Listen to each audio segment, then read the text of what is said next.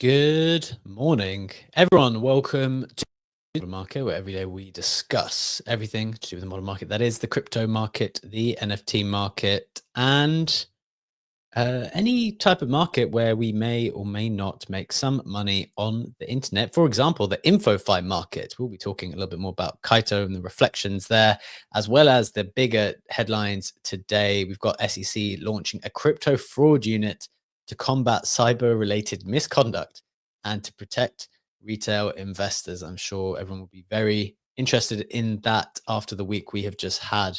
Next, Story Protocol ripped almost 100% higher to $7 before settling at around 60% higher in the last 24 hours at 5 billion. There are a number of other coins ripping in the last 24 hours. We will talk about that and what is going on in a moment.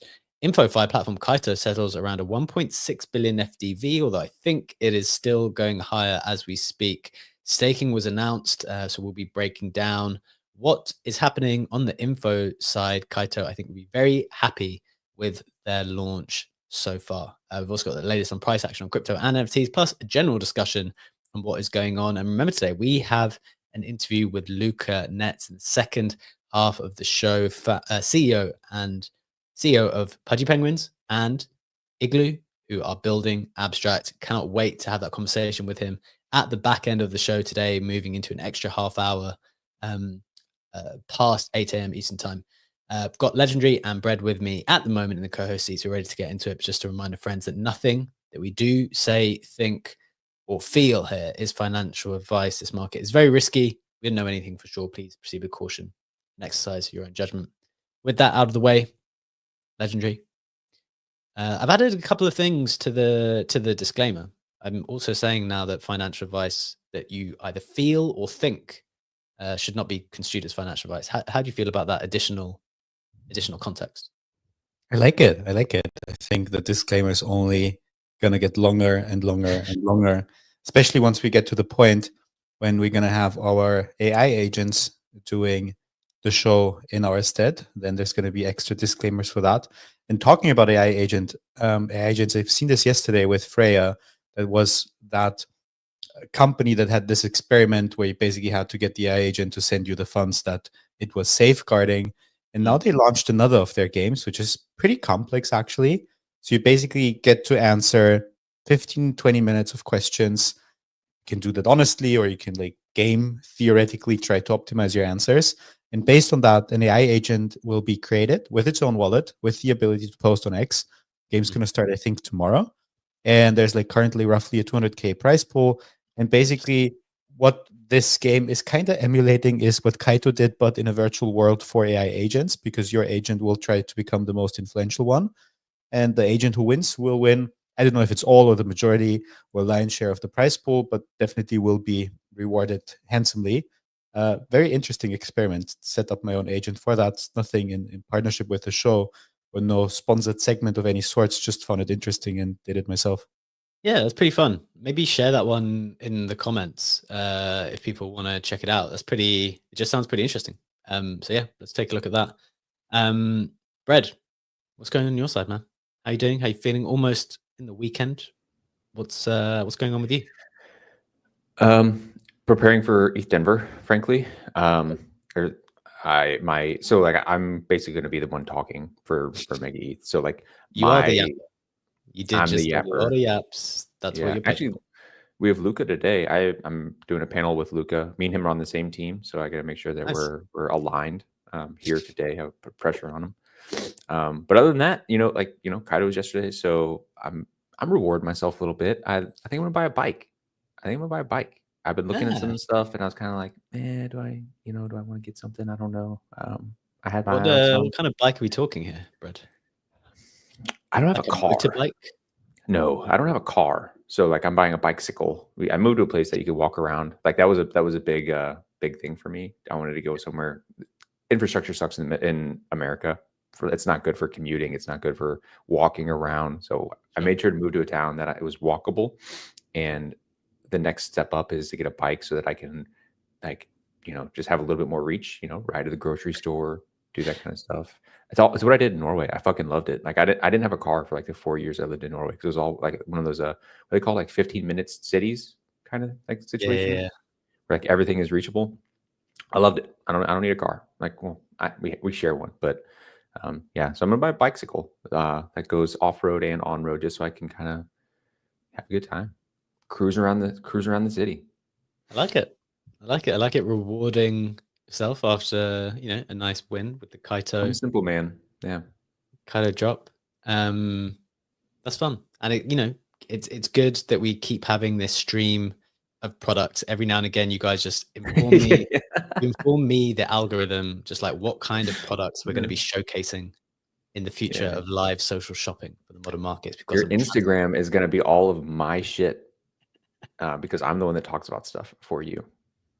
Yeah, I think you'll have like more real world stuff. Legendary Mhm. will have more of like hyper tech. I know you like the tech stuff too, but I get a sense you get out more. Legendary loves being in. You would be wrong. Oh. In that assumption. Dude, Allison left for 10 days because she went to go visit her family or whatever. She like Yeah, literally you've has been to, like, she checked in. I was like, "Are you even leaving the house? you've been I'll in the run back. this." You literally look like you're in the back cave at the moment. Like you've Yeah. got is that you've blocked out the windows. Yeah. Like you're just locked in at the moment. So Yeah. okay, well, we're going to be Or focusing maybe on. Mike will help me. Maybe this is to bring balance to the force. That's what this is for, to encourage me to get out. There you go. Okay, good stuff. Yeah, we definitely want to encourage that. Getting into the main stuff that you're here for today, let's get into the markets, starting with the price action, and then we're going to get into the headlines too. Starting with the majors. Majors not really moved hugely. Bitcoin's at 98, up 1%. ETH is up 1.5%, almost at 2.8. BNB is at 660. XRP is at 260. Solana is up 1% to 177. I think we made the point earlier. Kaito is up 47% off its lows yesterday. It's up at 177 now. Sonic, previously FTM, is up 15%. Mentioned Story, up huge. It's up to $5 billion FDV. I think it went as high as $7 at one point and dipped down back to 5. So a lot of movers in the kind of I think Bearer Chain ripped as well. Sorry, up a big amount, 15 to 20%. So big movers in those kind of alternative blockchains, alternative L1s. On the meme coin side of things, we have Doge at 25, Pepe up a few percent, Trump is down a couple of percent, Bonk's up 3%, SPX Murad's coin up a couple of percent, 7%, but still quite low at 67 cents. Pengu's up 4%. AI16Z up 10%. Fartcoin up 10%. Fraser, which I think is the one you just mentioned, Legendary. They were the ones building the game potentially, or unless I'm completely ruining that, is up 7%. Mog's up 9% as well. I feel like a bit of enthusiasm has come out of this meme coin market. Saw a bunch of prominent people on the timeline yesterday kind of making NFT purchases, for example, as like I think some of the air has come out of the meme coin market. So that is that for a general sense. In terms of the headlines themselves, we've got the SEC launching a crypto fraud unit to combat cyber-related misconduct and to protect retail investors. You know how there's this big discussion about how you can't do insider trading for meme coins, or if it's not a security, it's not insider trading. Well, okay, cool. Well, there's just other words that the government and lawyers can get you on, e.g. fraud and some other things. And I'll dive into that in a little bit, get you up to speed there. Story Protocol rips 100% higher to $7 before settling at 5 billion FDV. And as we said, InfoFi platform Kaito settles around a $1.7 billion FDV now with staking announced. Brett's going to break that down in just a little bit. But on the NFT side, Legendary, what is going on over there? Yeah, quickly pointing out a notable sale first. This beautiful CryptoPunk got bought by Tyler, actually, who joined the club of punk holders. In terms of the general NFT market, however, Bored Apes up 1%, 13.86 ETH floor. Pudgy Penguins move in line with the Pengu token, interestingly, up 5% as well, 9.1 ETH floor for the Pudgies. Relate is up 6%, 3.92 ETH floor. Doodle's flat at a 3.82 ETH floor. Azuki's up 2%, 2.82 ETH floor. Some other collections that I quickly want to point out as we are rounding up the week. The Kaito Genesis NFTs, they seen quite a lot of movement over the last couple of days, went down to 2.5 ETH. I think Yuhu in the morning, the founder of Kaito, did announce that they used the royalties from the NFT sales so far to do a sweep, swept around 20 of those, sending the floor back up to 3.6 ETH. Then we had the Genesis Heroes on Abstract. Those are the game characters from the on-chain hero rings that we discussed a month ago or so. They did pretty well. They are sitting at a 0.3 ETH floor, minted for 0.07-ish, 0.08-ish, something around that. I minted one myself. Hypio up beautifully as well, 1.05 ETH for that collection. That is the PFP collection, the most prominent PFP collection in the Hyperliquid ecosystem. It's not the official one. So this is where I was trying to avoid. They're not on Hype though, are they? No. They're on, right? Okay. They are on Base. They're on Base. Yes. Base. Bought one myself. They are up 94% over the last 7 days. So quite some interesting movement on different chains and also outside of the main 5 that we typically touch on. Like it. Good stuff. Good I'm roundup. not a trader. You guys know board this. I'm not a trader, but I've been a forced trader the last like week, right? Not with like what sense? not Hypio. I didn't do that, but like playing all this Kaito stuff, man. Like obviously I got a bunch of it. I had the NFTs and shit, so like actually having to participate, like forcing me to do it. Yeah, there's been a lot of movement. Like he said, it went down to 2. They were down at like 1.2 at the end of the, or like right after the claim, about 24 hours ago. Yeah, they just dumped hard right after everyone started claiming their shit. Didn't play it optimally, but I thought about it, and yeah, we'll talk about it a little bit later. But yeah, I think it's an interesting point. I think sometimes these things there's 2 things that always happen. One, there's a lot of volatility because no one knows. No, everyone is like purely speculating on what the NFT could be moving forward or what staking could mean moving forward. And I know some of the details are out, but they are also saying more details to come. Like more details to come, we'll reveal everything in future. So people are speculating. And then the other thing that always seems to happen, I'm pretty sure this happened yesterday after the snapshot. When the NFT bounced back to 5 ETH, right? Initially after the snapshot. And people are like, oh, people must know something. People must know something. They've got to know something. Like, no, they didn't know anything. That's why it dumped after, because as soon as more information came out, it was not in line with the things that they were just making up themselves that they wanted to be true. So I just think it's always helpful to see that and to articulate that. And okay, yes, in this space, sometimes people do know something, but I would almost argue the majority of times they don't know anything. They're just guessing. And the optimal play of all this was just to sell it before any of this. That would have got the most, always, right? Sell it before the reveal. That's always the play. Yeah, I think people who bought at 10 or 11 or 12, I think Mooncat did, for example, and just got wrecked because it just didn't, the maths did not math. So interesting reflections. Although, as you said, more details to come. Maybe there's still more volatility to come in that respect. Ledge, did you want to come in there? Yeah, I'm wondering if we can even say that with how they calculated the Kaito value alignment score. I know that obviously NFTs had a dedicated claim of 8K tokens, but I don't know. Yeah, that's true. If it did not factor them in any additional way to your like total alignment score, which determined the amount of Kaito tokens that you got per YAP ultimately. Yeah, that's a very good point. Let's talk about that a little bit more as we get into that section, because there's more to say on like valuations. I saw some terrible takes on the timeline in general, I think. And maybe it'd be good to hear ours a little bit later. Just doing the Web3 roundup to get up to speed with everything else before we hit the main headlines and the main discussion points for today. We had Japanese company Metaplanet achieving quite a decent milestone. They now own 0.01% of the Bitcoin supply. That is pretty cool. Utah Bitcoin Reserve Bill passes the Senate Revenue and Taxation Committee. It seems like some states are in a race to get their own kind of Bitcoin reserve initiated. Figure Markets to offer the first SEC-registered yield-bearing USD stablecoin. Again, lots of people going to be entering this stablecoin market and competing for your dollars because it is a fantastic business. I think the yields are going to go down on stablecoins though over time because there's going to be so many more options. Vitalik defends ETH against criticism for not enabling casino culture. Highly anticipated Bearachain mint Steady Teddies released their 4-tier mint details. This is probably the most anticipated mint on Bearachain.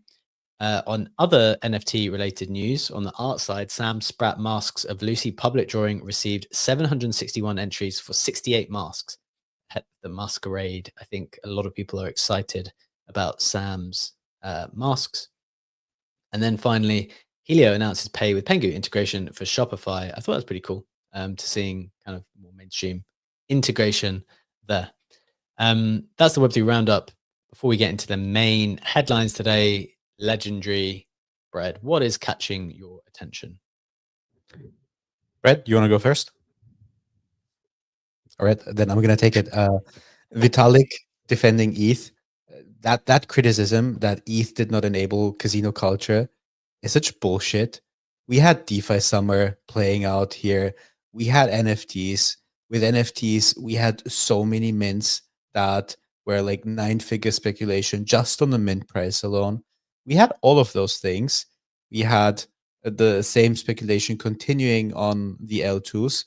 The difference is that you won't see Vitalik posting about AI meme coin like Tolly maybe did or other Solana core members did.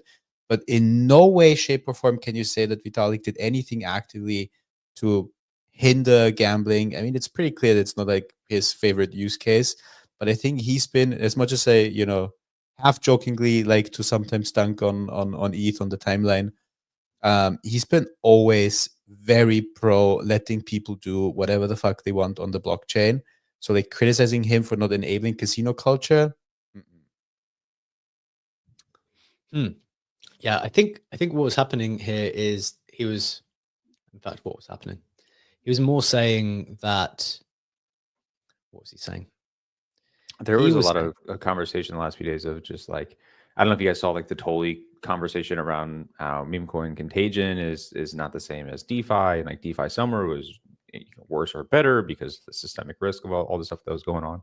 It's like in the old head circles, there's a lot of debate back and forth of like, I don't know, what's like this purity test shit of like what's right, what's wrong, and then like totally caught a lot of shit because like, oh, he doesn't use the chain, like no one else does, and like, man, it was just everyone's just like got their knives out right now, and no one can say anything. And I kept seeing, or I keep seeing, like, these founders coming forward and trying to say stuff that's like, I don't think, and maybe it's just like a PR thing, like they're trying not to say things that are aggressive or antagonistic or whatever, but everyone is just like jumping on them. Jesse did it yesterday with a comment on Farouk, right, saying like, man, don't sell your shit because I get stuff as a builder, like. And totally did the same thing with the DeFi stuff. He's like, yeah, man, this is kind of rough. And like, like DeFi was bad. There's not as much contagion with meme coins because like whatever isolated pockets, they're not systemically tied throughout like the rest of the ecosystem. And everyone starts dunking on, why are you enabling meme coins? Why are you like calling everyone scammers? And he's like, they're like, bros, you can't do it. You can't stop scammers in a permissionless system. Like, what are you going to do about that? And like, but everyone just like, everyone's ready to dunk on everyone right now. It's crazy. I think that's a great point. I think it's a great point linking it to the Jesse comment on Farouk, because then that kind of sparked a big conversation for the people who didn't see that necessarily. Jesse, founder of Base, kind of reacted to Farouk. Just mentioned, he was kind of, I guess, kind of celebrating the stimmy. I think he called it a stimmy. Thanking Kaito for the stimmy, assuming that he just sold it all. And yeah, Jesse reacted to that in a way that's like, it's not great for you to be celebrating. I'm just paraphrasing here. Not great for you to be celebrating like that. Exactly. Jesse said you're free to do what you want with your money, and I also want to publicly state that I think it's lame to celebrate immediately divesting of long-term builders by rewarding us for our contributions and using tokens to bring us in as co-builders long-term over short-term. Yeah. So I think what happened here is rather than, I think he tried to clarify his position a little bit later, which was less that people should not sell, maybe more people should not celebrate immediately. So it's like two aspects. It's like the celebration, the immediacy of it, maybe a little bit because some folks a prominent person as well. I think in general, there was a lot of pushback against Jesse's point, to be fair, which is like, look, man, let people just, it's the money that they've earned in some way, whether they've earned it or whether they just came through it via passive, whatever. I think there was a lot of pushback in that direction as well. So, but to your broader point, Brad, which I think is the more, rather than getting into the nitty gritty of like getting involved in the argument, as you say, people are ready to fight at the moment. And I think It's that's impossible just to have a nuanced conversation is I think what I'm trying to get at. It's impossible to just, yeah. I know. And beyond that, it's challenging to make a point without someone wanting to jump down your throat on it. At the moment, that's what it feels like. Because as you said, it's not just that. There's a couple of other things too. Just get that sense that like the timelines in the process of purging and going through everything that's just happened. Yeah, I think it's just part of that process, maybe. Interesting stuff. Before we get into the main stuff, I just wanted to ask quickly, because this happened after I wrote the snapshot. Kanye coin apparently coming out today with 70%. Let's just get the information to people so they know what it is. Obviously not necessarily endorsing this. This is an article dropped by CoinDesk, which I will share on ScreenLed because it wasn't in the notes. I've got it here. So this is an article dropped by CoinDesk. 70% of the Yeezy token, YZY tokens, will go to Kanye West himself personally. This is what they're claiming. But important to note, like the way that this article has even come to light is that, what was the detail? It was something about the CoinDesk learned about the token through an email from a person with a Yeezy.com email address who identified himself as Yeezy's chief financial officer. Okay, first point here from the way that that's been worded, now that I've just read it, that doesn't sound like that is definitely the person's, Kanye West chief financial officer. It sounds like CoinDesk are not sure. So they're just like describing it in full by saying a person who has identified themselves as that person with the website. Because, who knows who it could be with the email address. After sending the document describing the token unsolicited, this actually, to be fair, this sounds kind of strange, to be honest. This sounds kind of strange behavior. After sending a document describing the token unsolicited, Lalani requested that CoinDesk hold off on publication and agree to an embargo. CoinDesk did not agree to the embargo, and 3 sources close to the project authenticated the document. So apparently it was meant to go live yesterday, Thursday at 6 p.m., but the launch was delayed to Friday. That all sounds kind of suspicious to me. Maybe all of these meme coin launches ultimately are fairly suspicious. Legendary, like pretty fresh news. Any quick takes here before we get into? I mean, there's definitely something going on. Yesterday, minutes before the Kaito token came out, fake Yay token came out as well, which I think was either a honeypot. I just saw it running up to 2 billion and then like crashing down to 8 or 9K, either honeypot or complete rug or both. So there's something going on, because otherwise we wouldn't see like a plethora of Yay tokens coming out. I don't have any further information. I don't think that even if Kanye wants to do a token, just look at his posting history. This man will change his opinion any second and focus on completely different topics. So God knows what's going to happen with that. What happens? Like, so we had this swing back and forth between, like, you heard a lot of claims for like fundamentals are back, like we're gonna like, you're starting to see some altcoins pumping, right? Like the DeFi stuff. We saw yesterday, like, Kaito came to market, and then IP started doing a little bit of something. Parachain was making some moves, so people seemed like refreshed, frankly, that the some of like the traditional utility coins are actually doing well. Would Max Payne be people thinking that the meme coin cycle is continuing and like these things just going straight to zero across the board with like no chance of coming back because they're meme coins. And then like actual like utility tokens like showing some love for, I don't know, 6 months, a year, whatever. I mean, the point I always make is like, that's what happened with NFTs. Like, I remember specifically buying a Moonbird for 9 ETH, watching it go up to 35 or something. And then what people did, and this is for people, you know, if you're slightly new here, or if you've been here before, I'm sure this happens with other tokens too, but every time Moonbirds went down to 30, then, oh, it's undervalued. It was 36. Let's just, you know, we just got to get back in, right? And then Pricing it based on old numbers. And it takes one leg down. It's like 26. It's like, oh, well, that's definitely undervalued because it used to be 30. Now we're going to 26. Oh, it's going to bounce up to 28. Brilliant. Okay, now it's 28 now. Oh, now the next leg down's to 25. Well, that's undervalued, isn't it? Because it used to be 28 and it used to be 30 before that. So like, it's just legging down step by step by step. And then you take one step up because you think it's too high. And then you take 2 steps down because in the end, you're on the way down. I don't see a reason why for all, like, look, the meme coin industry is going to be here. People are going to have fun. People are going to keep speculating. There will be runners, and maybe there will even be some runaway ones that actually get into that multi-billion region again, or multi-hundred million even, at least, like every now and again, depending on attention cycles. But like the old ones, why? I don't know. You have some for a collectible, maybe. Keeps legging down, right? That's what's the catalyst? Legendary, you want to come in? Yeah, I don't think there's a catalyst there, to be honest. What I do see as a result of that, an unfortunate one, is that actually Zach XPT in his Telegram investigation group in the morning has announced that he has turned off his DMs on X and Twitter for the next few weeks as people do not respect his time and like basic financial literacy or common sense. This means there's currently no way to contact me, so do not get scammed.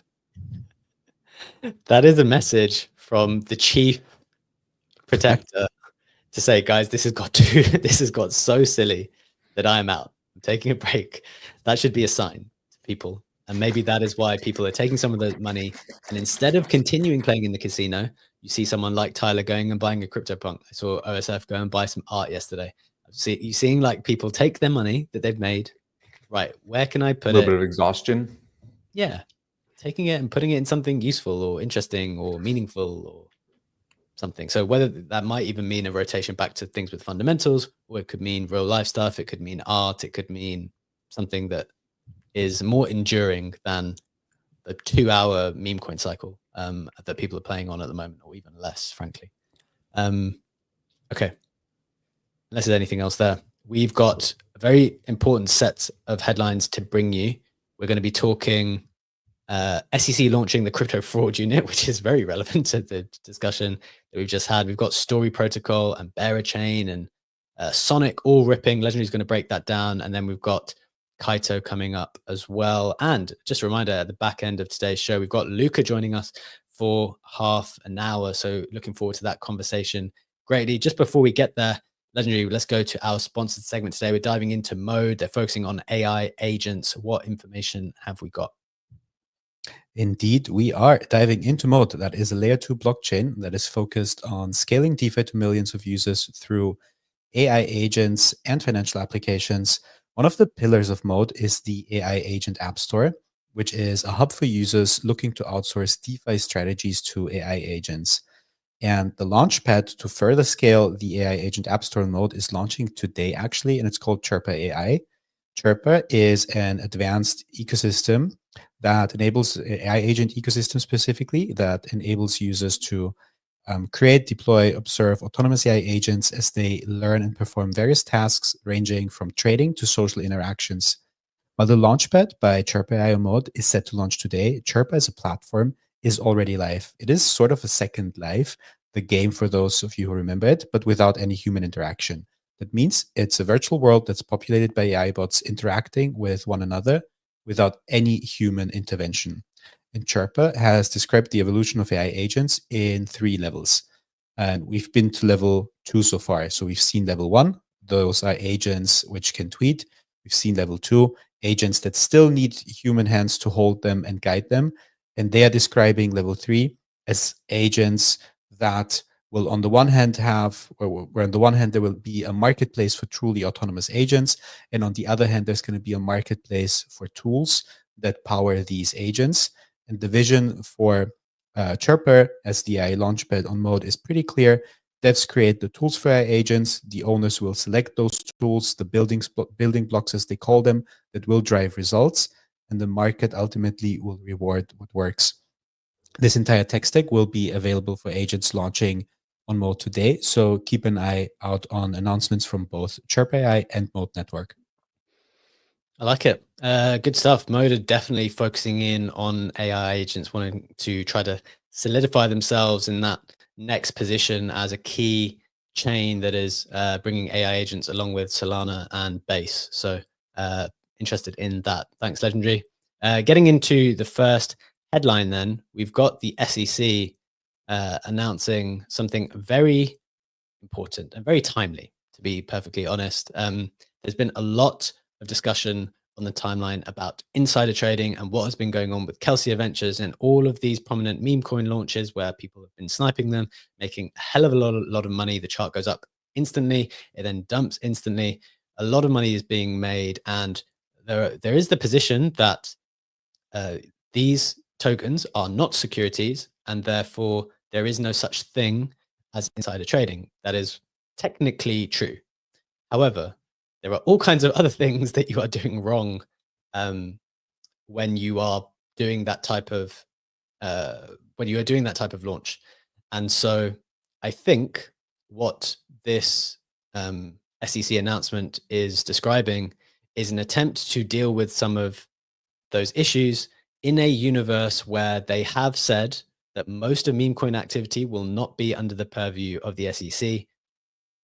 They do view meme coins, as David Sachs said in that interview, that AI and cryptos are. He said that they are like collectibles. However, that doesn't mean, and I think this is what they are going to be positioning themselves as, that does not mean that you can do, it doesn't mean that you can commit fraud in the process of selling them to people. So just to be clear, the Security and Exchange Commission today announced the creation of the Cyber and Emerging Technologies Unit to focus on combating cyber-related misconduct and to protect retail investors from bad actors in the emerging technology space. I think this might come as a surprise to people because I think they literally thought when they first heard that meme coins are collectibles, I think people genuinely thought, okay, well, everything is on the table now. There are no rules. We can do whatever we want. The SEC are not interested. That is not the case. They said, under Laura's leadership, the new unit will complement the work of the Crypto Task Force led by Commissioner Hester Peirce. The new unit will also allow the SEC to deploy enforcement resources judiciously. And now, getting to that specific part of like what type of things will they cover? They will cover things like fraud committed using emerging technologies such as artificial intelligence and machine learning. So that might not necessarily encapsulate meme coins, but that's just one of the things. Use of social media, the dark web, or false websites to perpetrate fraud, hacking to obtain material non-public information, takeovers of retail brokerage accounts. So this is beyond just meme coins, by the way, right? So this is clearly something that is more thought out than just to deal with this thing. But then it does go on to say, and this is the key one as it relates to meme coins, it says fraud involving blockchain technology and crypto assets. Now, what does fraud mean? Obviously, that's a legal question, and I'm not going to go into that now. But the point being, there is such thing as fraud that is being used, that blockchain technology is being leveraged for, and crypto assets are involved. And so that is going to be within the scope of this organization. And then in addition, a couple of other things: regulated entities, compliance with cybersecurity rules, and public use of fraudulent disclosure relating to cybersecurity. So there's other things outside of meme coins, but I guess the reason why we bring this up, and the reason why it's so pertinent today and over the last week, is because, you know, there's been a lot of unfair activity happening. And I guess the big question has been, is this legal? And I think a lot of people have been saying it is not illegal because these things are not securities. If they were securities, they would be insider trading. Because they're not securities, it is not insider trading. Okay, well, I guess what this is saying and I mean, lawyers have already been saying that that's not the case because you can commit fraud. But to the extent that they needed to create a specific task force to deal with it, now that is in place, along with dealing with a bunch of other things too. And maybe that's just a reminder to people that don't do fraud, basically. Okay, that is that. Boys, Keep your hand out of the cookie jar. That's the that's the reflections here. Yeah, don't do fraud. Legendary, anything else? Yeah, I found it quite entertaining that I feel like 90% of the discussion on the timeline was revolving around securities fraud and the SEC getting or not getting involved in that stuff. And I feel like we pretended that this is the only law that exists. You can do anything on this planet as long as it's not securities fraud, it's not illegal. But as you said, there's like a very, very rigid set of laws that exist and that you can also violate and be against them and conduct a criminal action by that. So that was quite interesting to see that in isolation. You're so right. For whatever reason in this space, it's like everything has been reduced to the securities law. Like, because maybe that's how people have been trained, that the average commentator, the average person who's maybe not coming from a legal background, is just talking about it as securities and applying that. Like, there's other things, guys. Like, there's other things. And I guess, people don't always realize. Okay, we got 2 hands up on this. I'm hoping they're not asking for legal advice because I'm unable to give it. Let's go to Funky first and then Oxy. Funky, welcome to the stage, my friend. Thoughts, questions on SEC kind of establishing this new cyber technology unit? GM fam. I mean, I'm excited in one sense, right? I feel like this is the right move. This is something that it makes for great headlines. However, in the same breath, I think it's going to be toothless. I don't think it's really going to do anything. This is the same SEC that let SPACs run amok in 2020, 2021.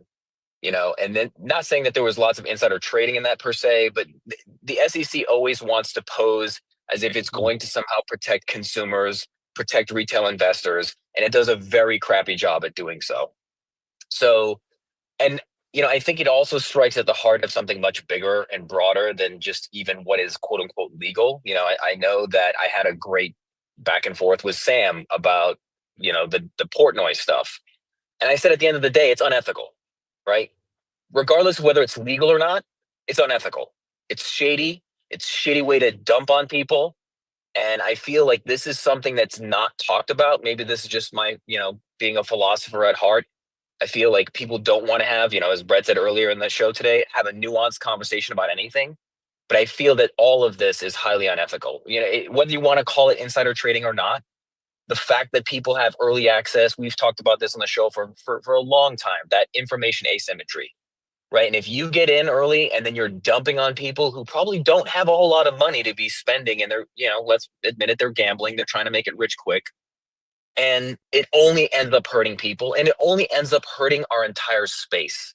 We're trying to legitimize Web3. We're trying to legitimize blockchain technology. And it's deeply frustrating to me when we allow this sort of unethical behavior to go on unchecked without anybody standing up and saying, that's not right. We shouldn't be doing this. And so I'm glad that it's there, that we have this new task force. But at the end of the day, I know it's a cynical take, but I really don't see it having any kind of impact. I'm still reeling from the SPAC wave. I was all in. I had a Bill Ackman one. I was like, bro, these guys, like it's got the people from Vanguard in on it. They know something, right? If all these guys are coming together, they know something. I'm pretty sure I have like warrants that are still like related to that like are unclaimed, can't be worth anything. They're just sitting in my brokerage fund for literally 5 years at this point. That's just like, you got fucked and hold on to this receipt. No idea what it's worth. I think it's a great point. I think that's something definitely to keep in mind. Maybe the way these things transpire is someone at some point gets made a scapegoat when either someone big enough to matter gets hurt, or it becomes politically expedient to, there's too much political pressure that you have to make an example out of someone. I think that's probably the way these things shake out in practice. yeah, we'll have to see. Oxy, welcome to the stage, my friend. What's your take here? Yeah, thank you. So I agree. I agree with Funky. On a lighter note, though, I did think it was pretty ironic that Dave Portnoy quote tweeted it and said, "Love it. So many scammers and liars out there. Let's clean this space up. Take out the trash. Together we can win. This is when it pays to be the cleanest man in crypto." Now, I'm not saying he did anything illegal or anything like that, but it was just the comments under that were just pure gold. So I thought that was pretty good. Yeah, you're right. That was pretty funny. Got to see the light heart. You got to see the humor in all of it. It's a tragic. It's a comedy. It's also a tragic comedy. Which is actually my favorite kind of comedy, to be honest. So yeah, good stuff. I appreciate pointing that out, Oxy. Okay, we've got 15 minutes left before the interview with Luca. Maybe we can just check in the background. In fact, Legendary, you're going to do this headline, but then after that, we can just check in the background if we're all good for that. So let's get into the story stuff first. Some very interesting, not just interesting, insane price action happening. Give us the breakdown, give us the lowdown. What are you thinking? Yeah, absolutely. Let me bring up the chart on screen. Looking at Story Protocol, currently trading at $4.92, up 167% over the week. Still up 53% over the last 24 hours. Went as high as $6 and sorry, actually even higher, $6.93. And that price action was seen in the story chart. Very similar price action for Kaito, very similar price action for Bera, for Sonic. And there's been a couple of questions of what is happening with that. There's been also a couple of very beautiful success stories to look at. D-Farmer, very well-respected trader, has shared that he was long on both Kaito, both stories, so the IP token that is, and has had a very, very beautiful trade as a result of that. And then there's been a couple of critical voices asking the question who the buyer is on this, and there's a fair amount of speculation of what's going on. So I'm just going to look at some of the more prominent takes. CBB says that there is currently a cabal on Hyperliquid deploying capital to liquidate apes who are max shorting new coins like Bera, IP, Kaito. I am in that hyperliquidity pool, in that liquidity pool with stablecoins myself, and that went down to a 9% yield annualized because it has cooled down a bit. More capital did go in. Just to put that in perspective, after the squeezing yesterday and the shorts getting liquidated, based on the data of the last month, the APY in the HLP pool is now back to 20-ish%. So definitely a lot of money that was printed for the liquidity providers as well. Then there is a take by Tux, which is citing an older post by Kobe from 2 weeks ago, where Kobe was saying that token founders are offering funds kickback to Bitcoins on liquid market, particularly at token launch. They will say, hey, if you buy 5 million of our token, we'll send you another 5M. So you get a 50% discount overall on the buy as long as you hold your tokens for a certain amount of days. Makes artificial demand at TGE inflates price for future foundation sales and locks up some of the already low float to make it even lower. It's like low float, high FTV on steroids. And also take by ICO Beast saying that he doesn't remember the last time he saw a 33% candle, 50-minute candle on a multi-billion-dollar protocol. He thinks that the WF, a very prominent market maker, is, beautiful word, crime candling out of the shorts. So there's definitely some questions going on as to what is happening with that very, very aggressive price action. We do not know anything for sure on that, but just wanted to share some of the more prominent opinions on the timeline of what some people think that might be going on.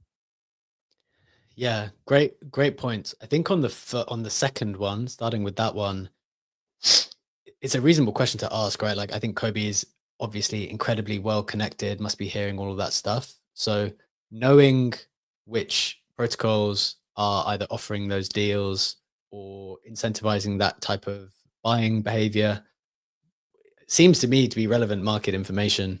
So that would be interesting to know. And then on the other side, on the purely like trading side, for example, you mentioned D-Farmer. Like, what a trade. I'm pretty sure this is just a reminder in general in crypto that you couldn't think you're absolutely you're so strong on a short in a short position, and there are just factors going on that you can't fathom. Like you might be super comfy in your story protocol, sure. You're like, there's a new chain launch, whether it's story, whether it's a different one or whatever. There's loads of chains coming to market, right? And you're looking at that objectively and being like, there's no activity here. Stuff's not happening. There's no They TVL. celebrated burning like $300 in fees in a day. Like, so yeah, it was. And you're like, okay, I'm looking at this objectively. The price is going to go down because not a lot is happening here, at least for now. You know, obviously these are long-term projects, and their position would be, look, we're building out. It's going to take time. And that's a fair position too. But you might look at it now and be like, well, price action now is going to go down. And there are just other mechanics or other factors going on in crypto that if you're not high enough up on the, if you're not clued up enough or sophisticated enough or been experienced enough to know that, like, even just looking at how many people are shorting, that becomes a dangerous short to hold, I guess, at that point. So I think that's super interesting, an interesting reminder for people. I think I saw someone on the timeline say all of the Kaito money that they made yesterday, they lost shorting one of these coins because they probably just made the money, thought, right, I'm going to short this coin, and then it just disappeared, right? Because it's a That was dangerous Apex. He He I don't know was if he was farming with joking that or whether shit. that was He true. was. Yeah, He was yeah, he totally was. Yeah, he's posted inside a group chat like I'm being silly on the timeline again. Fair enough. But yeah, but yeah, but I'm sure there's someone out there that did that, right? Like, as volatile as it was, right? It came out. There's the airdrop arc candles that went down, and then it climbed all the way back up to 2, and then it went down again. So like it was a pretty rapidly moving chart. I think the thing you're trying to highlight is just that, like, it's PvP all the way down. Like, it just depends on what vector you're looking at of like who the target is, right? Like, the first person in your description was targeting the protocol, like, oh, objectively, like the ecosystems take a while to spin up, right? You're not going to get a lot of activity. Typically, we value these things based on activity and fees and usage, all that stuff, and it's just going to be a slow burn. It takes time to do that stuff.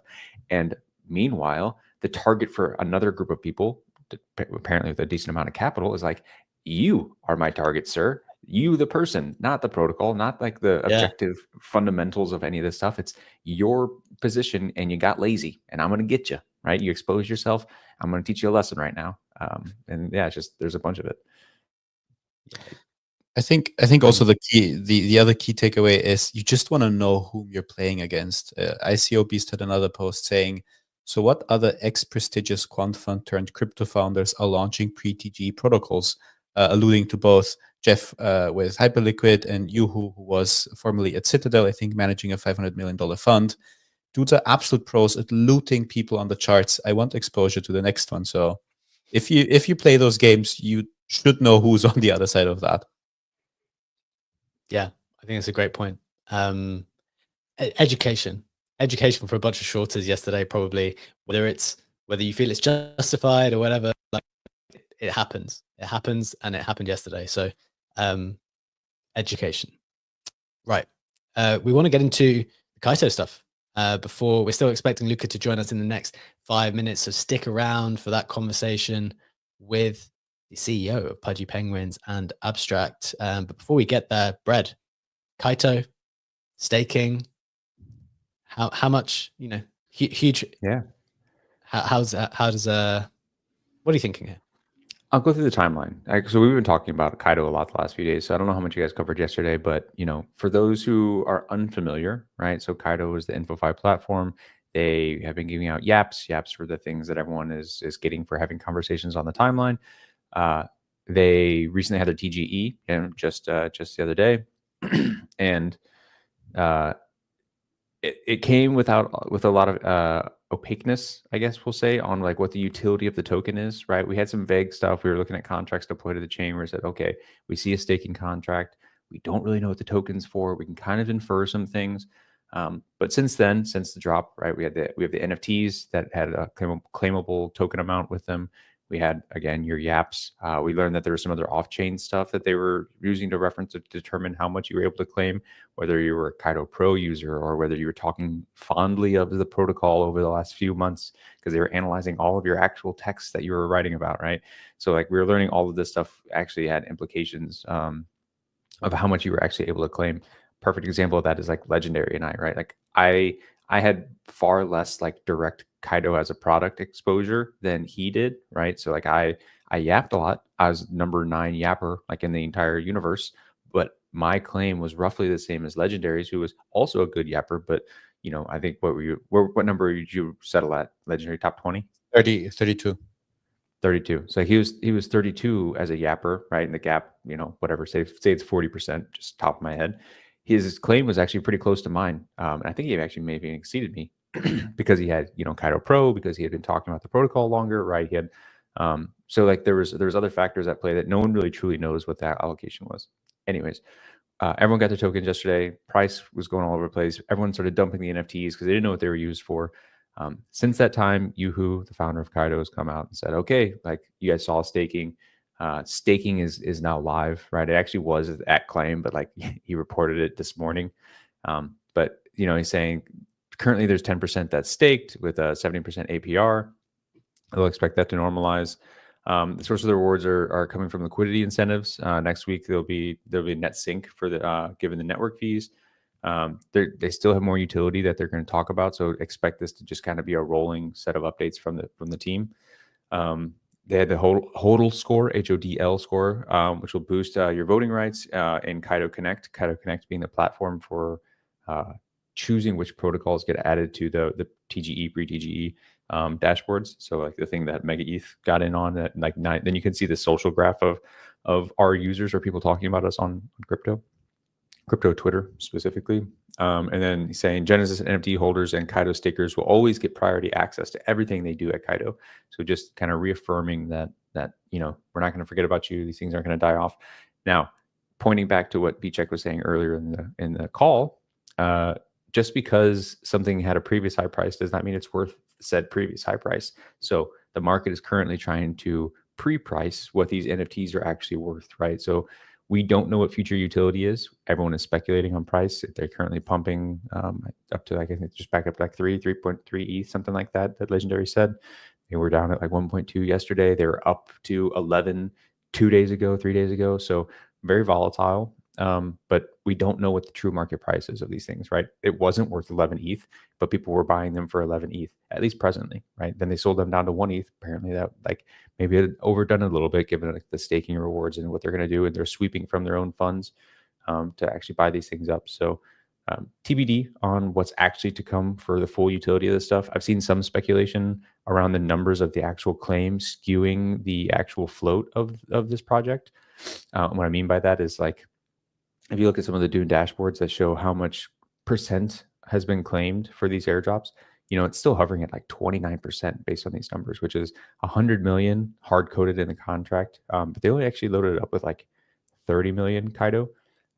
So like the actual claim from that pot is actually pretty high, obviously like 29 out of 30 million. So, but we're waiting for people to fill that back up, like if they're actually going to put in the other 100 million, or are they going to load that other 100 million into the staking contract and dump that on people that actually claim or stake their Kaito tokens. So I don't know, there's some funky stuff going on in the background. No one really knows the landscape, but you know, we expect updates to continue to roll out. Excellent summary, Brad. I've got 2 questions potentially, one in the direction of more corporate question, and then one more on the token side and different people's takes on valuations and things like that. On the corporate side, I saw an interesting thread yesterday by Jason Yanowitz, founder of Blockworks, saying that it was one of his predictions that the reason why Kaito is interesting, or is one of his predictions, that more centralized companies will start doing tokens. And the way that is distinguished from other companies is that, like, look, like if you're a crypto company, if you're a crypto protocol, it kind of makes more sense. But these off-chain companies that are technically, they're just running a business, right? They're running a normal business. They've got cash flow. There are protocols who are paying them money. They are generating revenue in a kind of normal business-like fashion.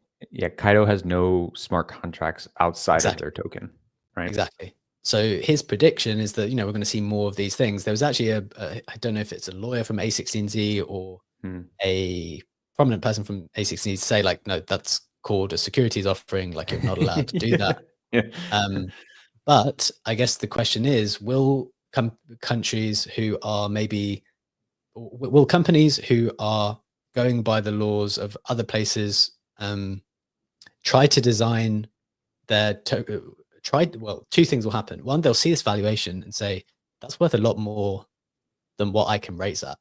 Like Kaito at 2 billion, I don't know if you can raise that as a normal company. And I don't know if you can trade at that as a normal company. So is that going to be something that's very attractive to other people? Is that something that more people are going to want to try to figure out a way to do that legally and compliantly in whatever way possible? Any specific thoughts there? Like, do you think that is something that companies that are in crypto that have no smart contracts, as you just said, might be tempted to go in that direction? I mean, tempted, undoubtedly, right? For all the reasons you just pointed out, it's easier. Like capital formation in this space is one of the biggest utilities it has, right? The ability to like have permissionless capital formation, right? Put this stuff on chain, let people just allocate funds to it. You don't need to go through the accredited investor stuff. You don't need to like go through, even KYC in some respects. So it's like, yeah, it's appealing as shit. And it's because in doing that, you can in aggregate get more money than through some of these traditional forms. And like you just straight up give people access to this stuff, let them make their own decisions. It's the whole value prop of this space. Now, whether that's like illegal, it definitely doesn't fit it neatly into like traditional frameworks, but it's also like part of that is just like traditional frameworks didn't have, like, it wasn't easy to get involved in that stuff. Not just because like they didn't allow you to do it, but because like thinking about how you used to have access when a lot of these laws were in place, right? It's like you fucking had to walk down the street to someone's office and then mail in something to say that I want to have a bid in this thing. Like just the information dissemination for that stuff, and then the ability for someone to operate on their own behalf was not easy when a lot of these laws were in place. So like a lot of like investor protection stuff was put in there to defend you from the middleman. But like today, right, I can fucking query Claude and get 1,000 times more information than if I asked my mom or a professional down the street or whatever. Right? Like it's like the ability for us to digest like inbound information in a more succinct way than ever before is like, it's unparalleled. And then for me to act on my own behalf in a digital manner to like initiate the thing that I want to do, yeah, it's pretty crazy. So yeah, could be illegal, but I think we're starting to see we're seeing a change of the guard of like not old stuff not fitting neatly with the advancement of technology. I love just the little parenthesis at the end. Yeah, could be illegal, but we don't know. But okay. So maybe a final question there though, Brad. Like, why did you think on the token side, this reaction to Kaito definitely got under people's skin a little bit in general? And I think people reacted on both sides. People were quite accusatory to different people. Is that just more how people are going to react in this particular moment? What's the thinking there? What do you mean reaction to what? To like, as in there were a lot of people of it. Yeah, well, like the valuation, for example, people were making predictions as to the valuation for a while, and then people were saying, well, it's not as high. I don't know.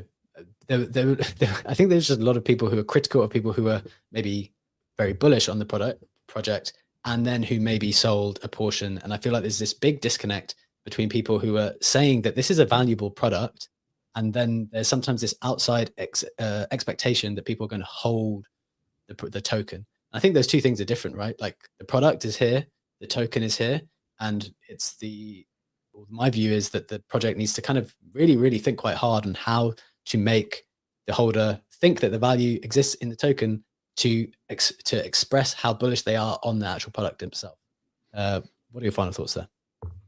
Yeah, I mean, that's just a broader conversation around like what tokens represent anyways, right? Like it's the same thing we do with a lot of meme coins, right? There's literally no connection between like the Doge token and the literal dog like utility, right? Like the dog's fucking going out, getting marketing budget and stuff and like pouring that back in. Like none of that exists, but it allows people to express affinity with a thing. And like, that's not to say that all of these tokens are meme coins, right? Because like there is some underlying utility. They're talking about buying back stuff with fees. They're talking about like they're a profitable business. We don't know what their plans are for like having some value redistribution and that stuff. I think for me though, like it's not too dissimilar to Tesla, the stock, where these companies have a social element to them that people want to be able to express like bullishness, affinity, whatever you want to say to said brand.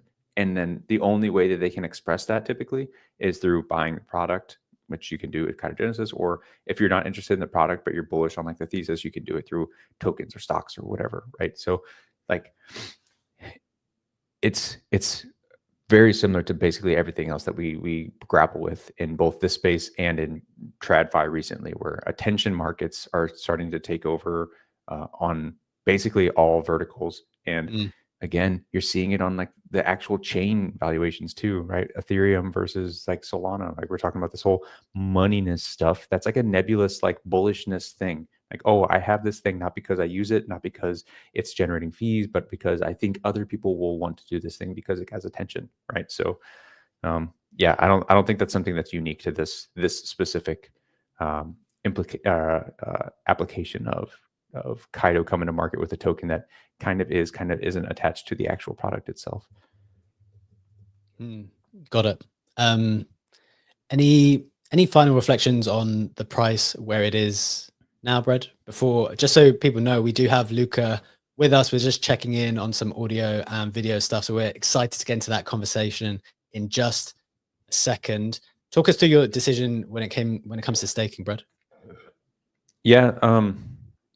So I just did like I commented yesterday that like, he's the next Citadel, whatever hedge fund manager. So like, awesome. Great. He's got some credentials there that could lead to some tricky price action, we'll say.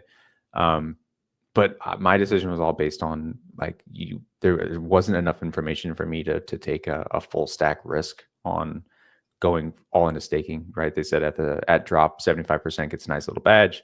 They've done some social signaling on like, hey, long term, but like, stick with us. Like we're going to make this thing. InfoFi is a new sector that we're growing, but everyone does that, right? So it's like, you can't just trust that and like hope that the token goes up, right? A lot of people have done that. So for me, it was just like, there's tax implications, sell off some stuff to cover that stuff. It was a big claim. I wish they would have been a little more nuanced in how they distributed the tokens so that we could potentially not have that tax tax overhead. I think that is very fair, man. Appreciate the deep thoughts, Brad. And actually super grateful that we have people like Legendary and Brad who were top yappers to provide their perspective. So appreciate that. Guys, I'm delighted to say we are joined by Luca with us now. Just bringing you up on screen, Luca, just checking in the audio. I know we've got some video issues, but maybe the audio will work. Just checking in. Can you hear us? Yeah, is the audio working? Yeah, we got you on audio, man. Great to have you with us. I got myself all pretty this morning. I wanted you guys to see me. I wanted to hang out. All good, my man. How you doing? Good to have you with us. Grateful for your time. I'm happy to be here. Happy to be with you guys. Check, Legendary. You guys are my penguins in residence, and Bread Guy, not yet, but you will be soon. I'm confident. Actually, there's some lore. There's some lore to my current PFP. I'm bred in a hoodie, right? Back, I guess it was probably a year ago. Whenever the OPEP penguin came out, the OPEP penguin, whatever. Right, it was a Jack Butcher. It was a little penguin in a hoodie. That was my original switch from my old PFP, which is like a digital Viking thing, to the penguin, just in my colors. And then I put a little bread in that hoodie of that same penguin hoodie. And since then, I've just like ChatGPT new bread in hoodie pictures. So like, I'm kind of actually wearing a penguin right now. There you go. That's a pretty iconic piece of lore. I appreciate you telling me that. I think there's a way the bread can morph into a penguin in the next 6 months to 12 months, I think. It's got to get it added to the back mural. Got to put a big blue Pengu on the back mural to top it off. There you go. Luca, really grateful that you're with us today. We've got a bunch of questions. Super excited to dive into predominantly abstract, to be honest. We've been doing this series where we're focusing on people who are like founding in crypto. We love NFTs. We've done NFTs a lot. We've collected a load ourselves, but kind of branching in more into the crypto side. And you've obviously taken on the huge task of building out abstract now. So I want to really talk about that. Maybe just the first question, just to kind of set the scene, get you've proven yourself across a number of levels beforehand. As a hyper successful internet entrepreneur, then in 2022 you bought Pudgy Penguins for 750 ETH, around 2.5 million, and have turned that into one of the biggest Web3 brands, if not the biggest. How do you reflect on that journey so far, and what inspired you then, after you've done all that stuff, after you've built in Web3 so successfully, to move towards building a chain? What's the inspiration? Yeah, I think the inspiration for both of them are relatively the same. Maybe one was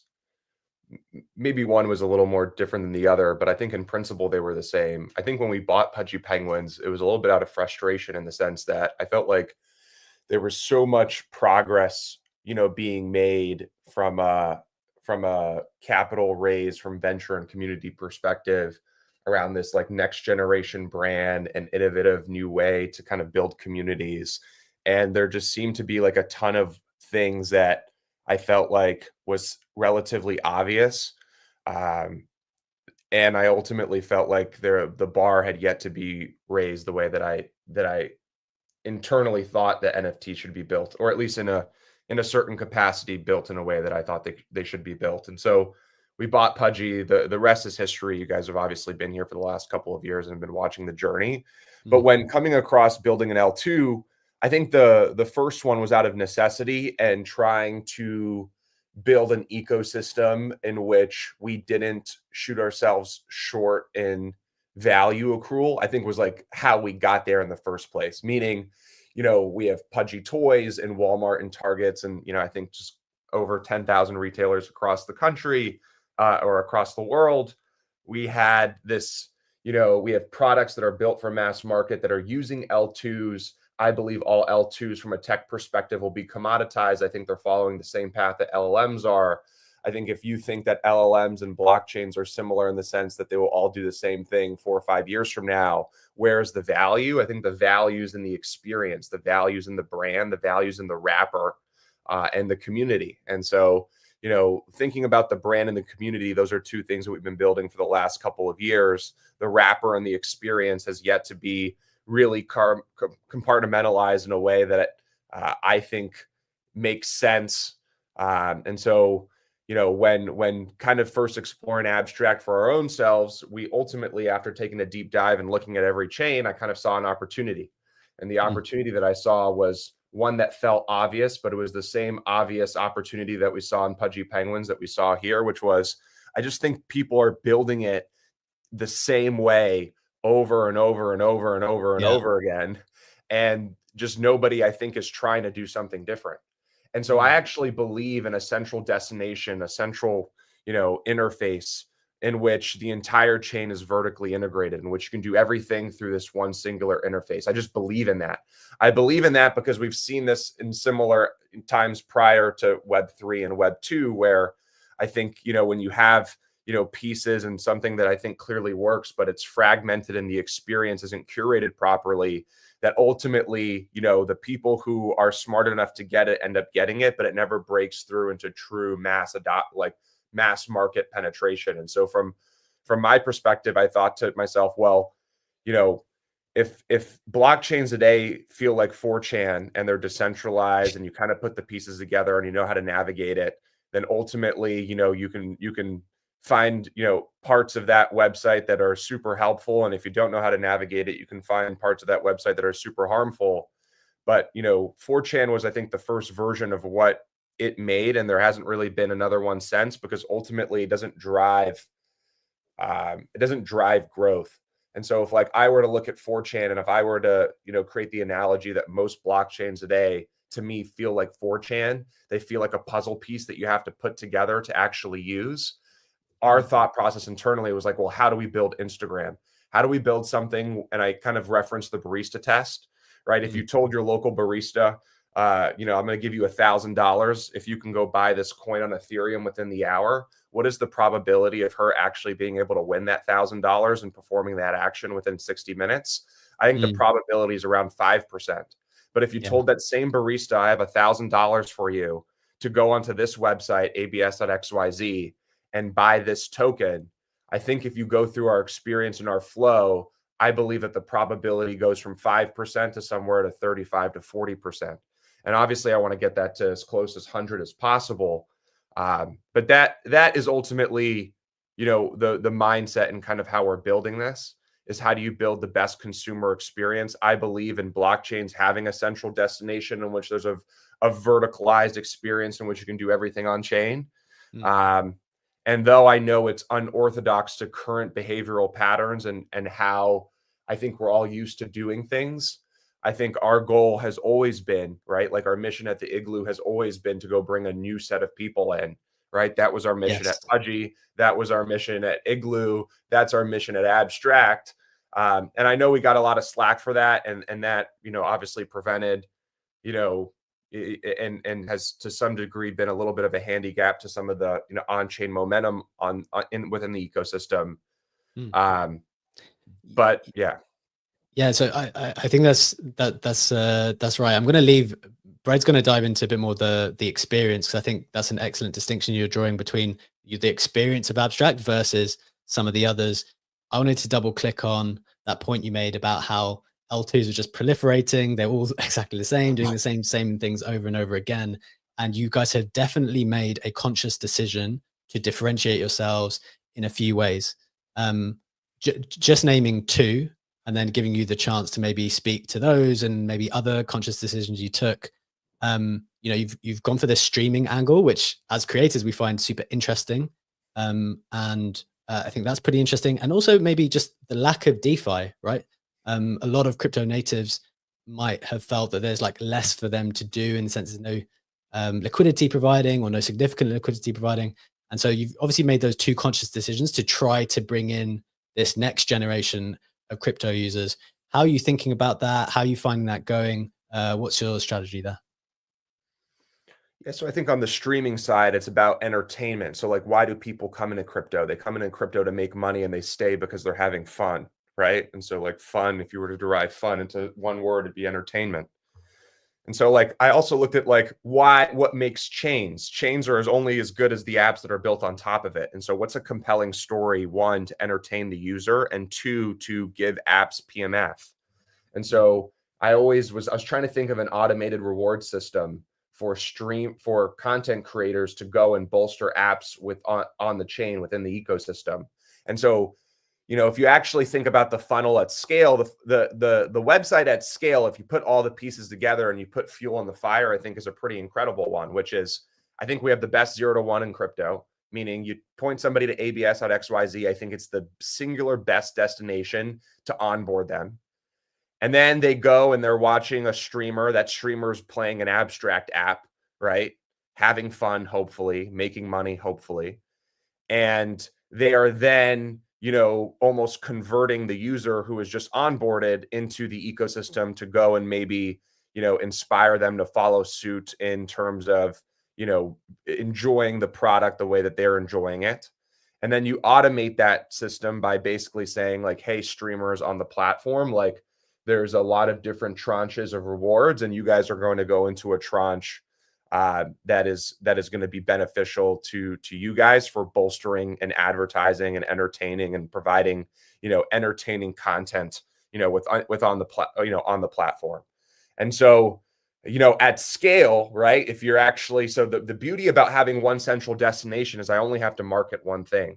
And so I don't think abs.xyz is abs.xyz for very long. I think it gets rebranded. I think the analogy is, if Abstract is Anthropic, right? Portal is Claude, right? And so don't be surprised if it has its own brand name and its own thing, because Portal is very much an experience, and Abstract is the payment rails that powers that experience, which anyone can use, right? But, you know, the Portal's intent is to, you know, hopefully be the singular most fun destination for new people and current people within crypto to ultimately participate, you know, with their discretionary spending and with their free time, right? And so the flywheel is built to ultimately inspire, streamers to not only make content for the user to go and convert them, right? Almost like TikTok shop style. I'm a consumer product guy, so that's where the inspiration came. QVC, TikTok shop, right? It's a lot easier to go and do something when somebody's selling it, and enjoying it directly on stream.